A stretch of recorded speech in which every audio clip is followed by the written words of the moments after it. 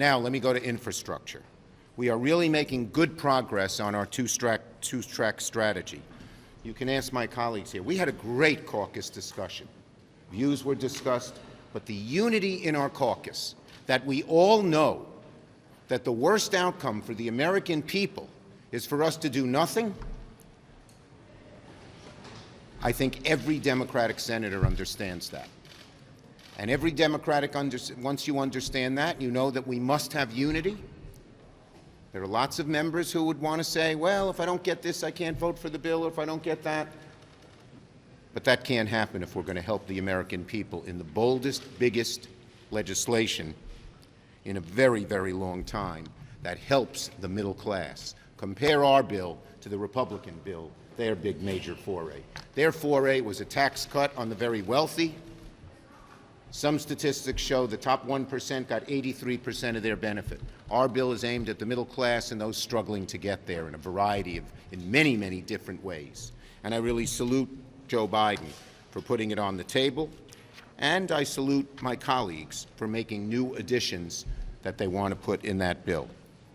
The federal government has not made and on the bipartisan infrastructure bill, we're moving forward.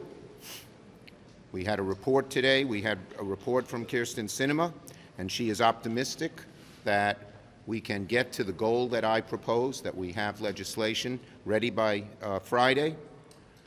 Our infrastructure, with the largest economy in the world, our infrastructure is 13th. And so we need to do that. So it's time to rebuild our infrastructure, create millions of good-paying jobs, particularly for those who've been unable to get those jobs, help American families keep up with rising expenses, and deal with the scourge of global warming, which Patty just saw in her state. To hear that it was 115 degrees in Portland, Oregon, must make everybody.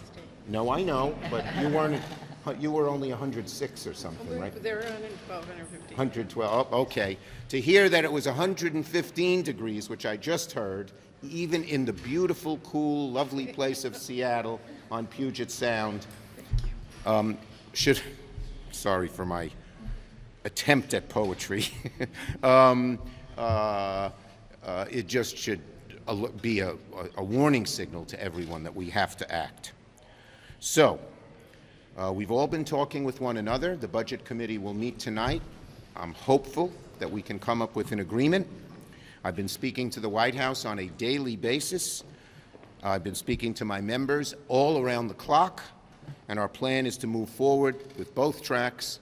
In this work period, I believe we're in a good place to try and get that done, as difficult, and we don't underestimate as difficult as this task is.